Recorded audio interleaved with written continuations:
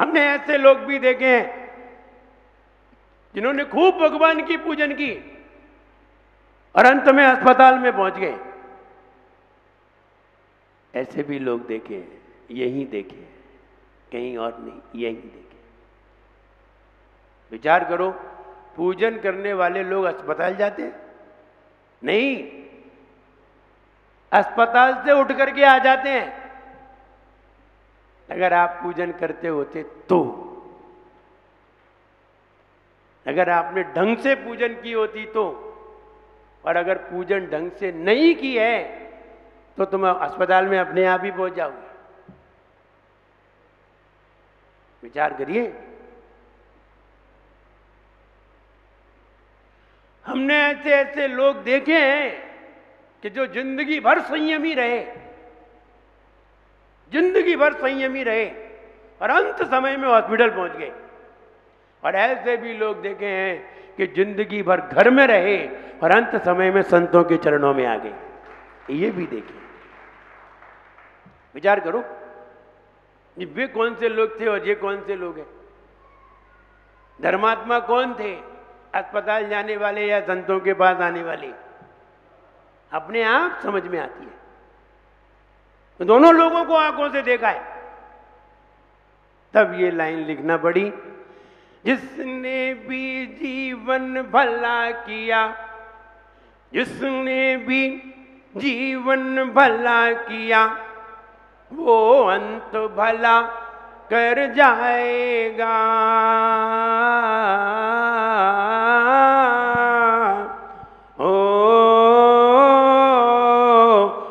अंत भला तो सभी भला, हो अंत भला तो सभी भला, जो मन को स्वच्छ बनाएगा।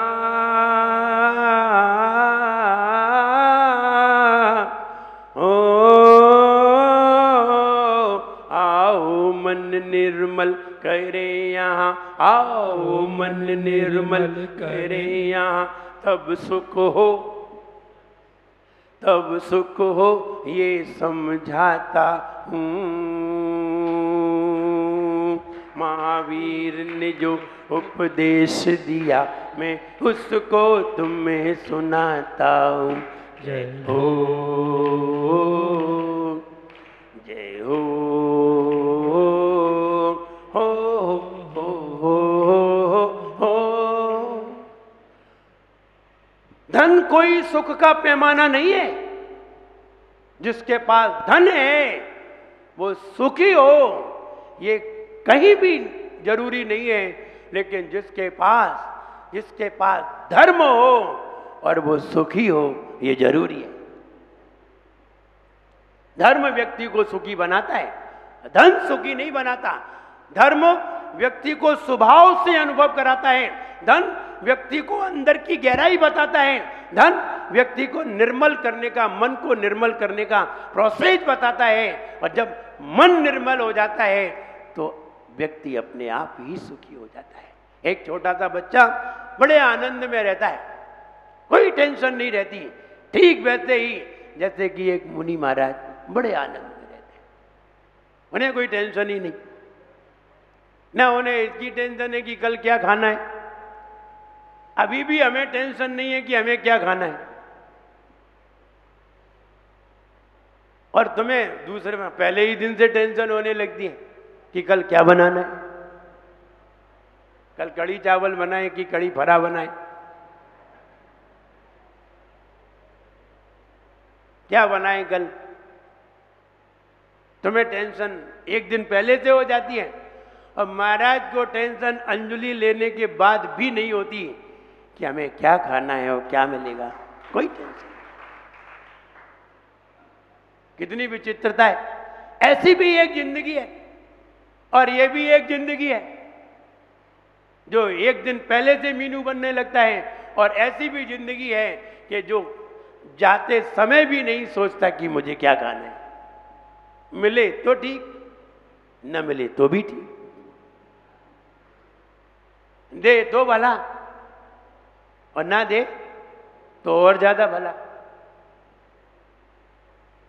भिखारियों की ये पहचान है, कि दे तो भला, ना दे तो भी भला। लेकिन साधुओं की पहचान है दे तो भला, ना दे तो और ज्यादा भला। क्योंकि जब हमें नहीं दिया तो उसने हमें ताकत दी, जब भोजन नहीं दिया तो ताकत दी। अब तुम सहन करने की ताकत लो, और सहन शक्ति बढ़ेगी तो तुम्हारी ताकत बढ़ जाएगी। खाने से ताकत नहीं बढ़ती, नहीं खाने से ताकत बढ़ती है। खाने से तो और कमजोरी खड़ी होती है। नहीं खाने से ताकत बढ़ती है, सहन शक्ति बढ़ती है। 2 दिन भोजन न मिले तो 2 दिन हमें उपवास करने की ताकत बढ़ी कि नहीं? 2 दिन अंतराय हो गया तो 2 दिन की ताकत बढ़ी। 3 दिन अंतराय हो गया, 3 दिन की ताकत बढ़ी। और रोज खा रहे थे तो कौन सी ताकत बढ़ रही थी?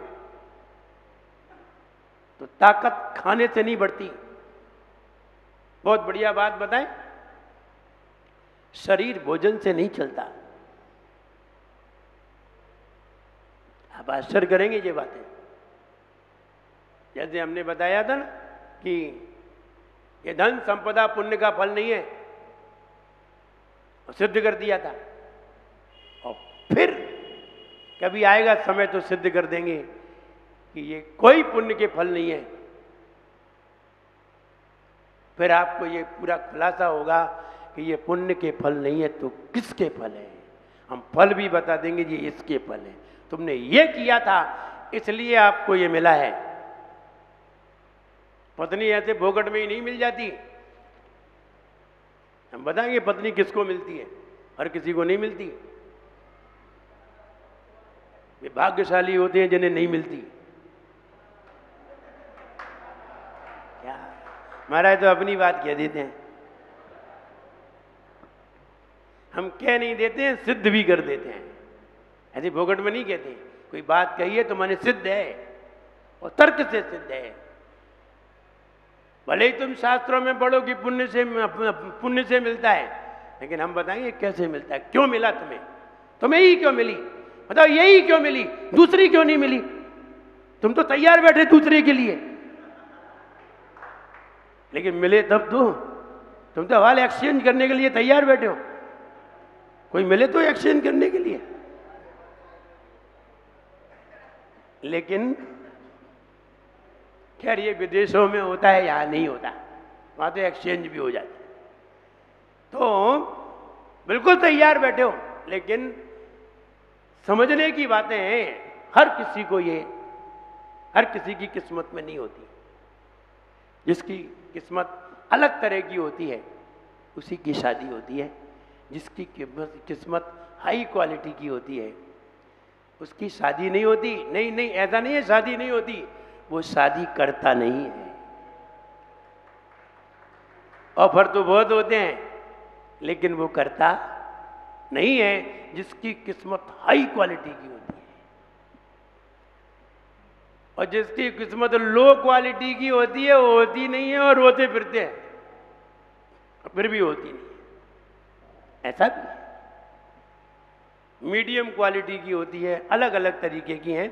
खैर वो विषय अभी यहाँ नहीं है, जब वो विषय आता है तभी खुलता है।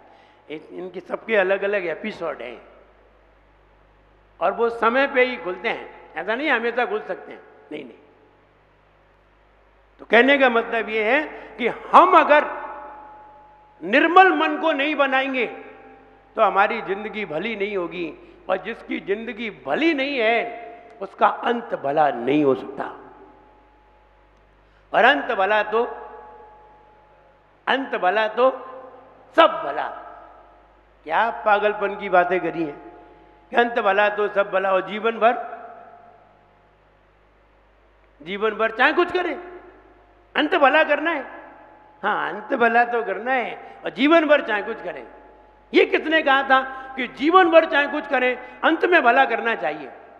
ये नहीं कहा है। ये कहा है अंत भला तो सब भला, ये कहा है। ये नहीं कहा कि जीवन भर तुम मौज मस्ती करो अंत में महाराज बन जाना।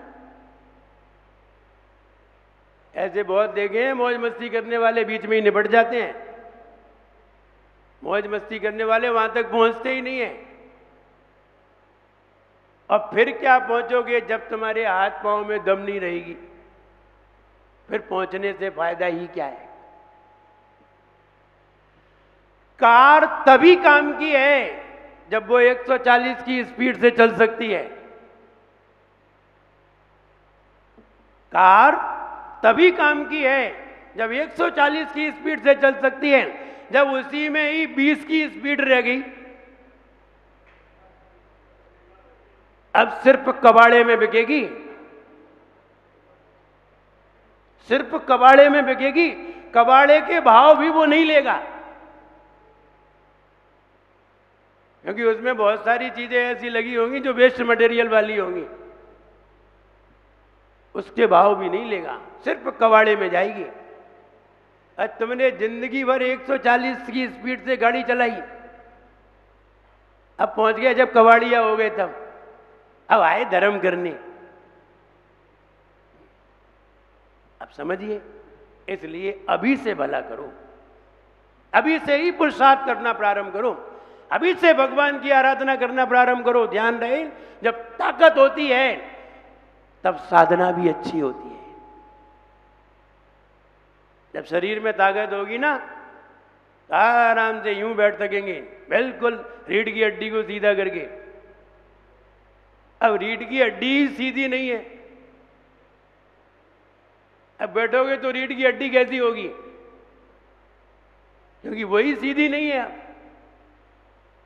सीधे बैठना मुश्किल पड़ता है लोगों को, और 1 घंटे बैठना, जरा बैठ के तो देखो, 1 घंटे आसन लगा के और फिर बैठो भगवान की तरह, हिलो नहीं, तब समझो कि हम ताकतवर हैं। और अगर आप 2 घंटे कंटिन्यूअस आसन लगा के यूं बैठे रहते हो, तो समझना कि तुम साधु बनने के काबिल हो। और अगर 2 घंटे में तुम ऐसे ऐसे हो जाओ, टेढ़े मेढ़े हो जाओ, अभी तुम्हारे अंदर साधु बनने की योग्यता नहीं है।